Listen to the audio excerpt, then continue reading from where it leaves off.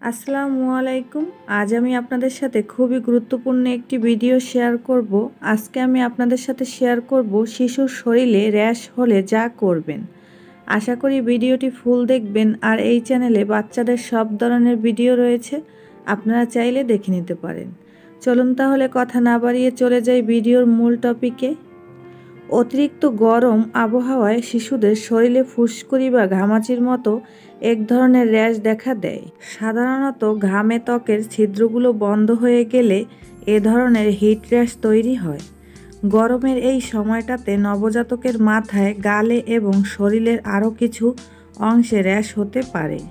অনেক সময় অভিভাবকরা এই র্যাশকে ঘামাচি ভেবে ভুল করে থাকেন, কিন্তু এগুলো মোটেও ঘামাচি নয়।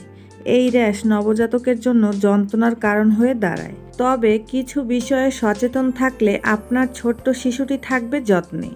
চলুন তাহলে জেনে নেওয়া যাক শিশুর র্যাশজনিত সমস্যায় সমাধানে কি করবেন সে সম্পর্কে। শিশুকে সুতি পোশাক পরান। নবজাতককে সুতির হালকা পোশাক পরান। এই গরমে সুতির বদলে অন্য যে কোনো কাপড়ের পোশাক শিশুর অস্বস্তির কারণ হতে পারে, আর সেই সঙ্গে বাড়তে পারে র্যাশের প্রবণতা। গরম পোশাক পরাবেন না।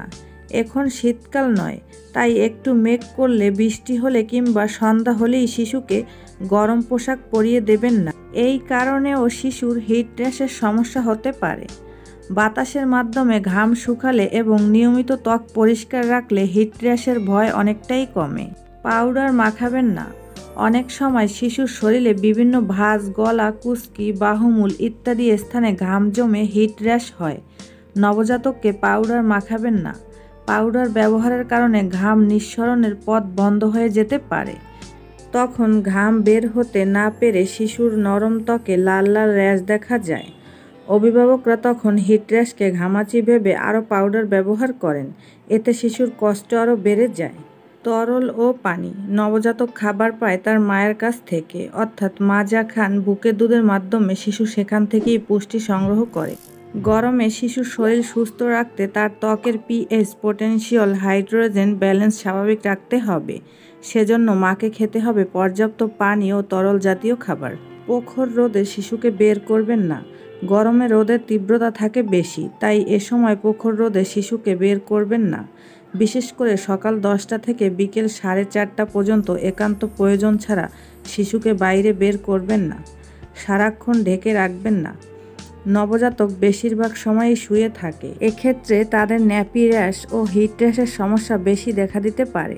তাই অপ্রয়োজনে তাদের চাদর বা কাপড় দিয়ে ঢেকে রাখবেন না। শিশুকে নিয়মিত গোসল করান। বাচ্চাকে প্রতিদিন ভালো করে গোসল করান এবং পরিষ্কার পরিচ্ছন্ন রাখুন। তবে রোজ সাবান দেবেন না, এতে ত্বকের তৈলাক্ত ভাব দূর হয়ে চামড়া খসখসে ও শুষ্ক হয়ে যেতে পারে। গরমে ডায়পার নয়। গরমের মধ্যে বাচ্চাদের দীর্ঘক্ষণ ডায়পার পরিয়ে রাখবেন না। এটা কুস্কি সংলগ্ন অংশে হিট র্যাশের প্রবণতা বাড়ায়। তো ভিডিওটি এতটুকুই। আশা করি আমার ভিডিওটি দেখে একটু হলেও ধারণা পাবেন। ভিডিওটি ভালো লাগলে একটি লাইক দিবেন, চ্যানেলটি সাবস্ক্রাইব করবেন। আজ এ পর্যন্তই। আল্লাহ হাফেজ।